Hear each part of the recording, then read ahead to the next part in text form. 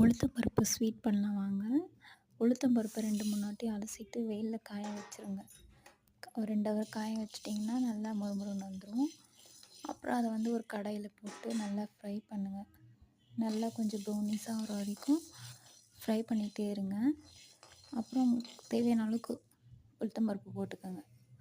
அது கூட கொஞ்சம் ஒச்சக்கல்லை ஃப்ரை ஆகிட்டோடனே ஒச்சக்கல்லை போட்டுக்கோங்க. உங்களுக்கு தேவையான அளவுக்கு போட்டு ஒச்சக்கல்லை நல்லா ஃப்ரை பண்ணிக்கோங்க ப்ரௌனிஸாக ஆகிற அளவுக்கு.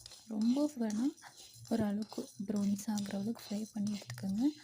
அதை ஒரு தட்டில் கொட்டி ஆற விடுங்க. நல்லா ஆறிட்ட பிறகு மிக்ஸி ஜாரில் போட்டு பவுட்ரு மாதிரி பண்ணிக்கோங்க. அப்படி இல்லைன்னா உங்களுக்கு கொரப்பாக வேணும்னா அப்படி கூட நீங்கள் அரைச்சிக்கலாம். அரைச்சி எடுத்துட்டு அது கூட நாட்டு சக்கரை போட்டு வேணால் நீங்கள் வெல்லம் எது வேணால் ஆட் பண்ணிக்கலாம்.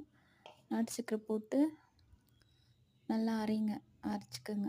கொரன்னு வேணால் அரைச்சிக்கோங்க, இல்லை பவுட்ரு அரைச்சிக்கோங்க.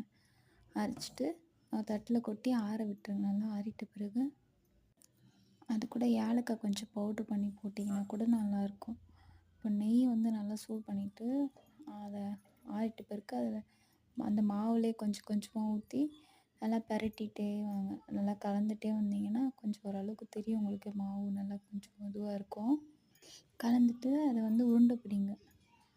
உருண்டை பிடிச்சி வச்சிங்கன்னா தட்டில் வச்சு நீங்கள் பாக்ஸில் போட்டு கூட ஸ்டோரேஜ் பண்ணி வச்சுக்கலாம்.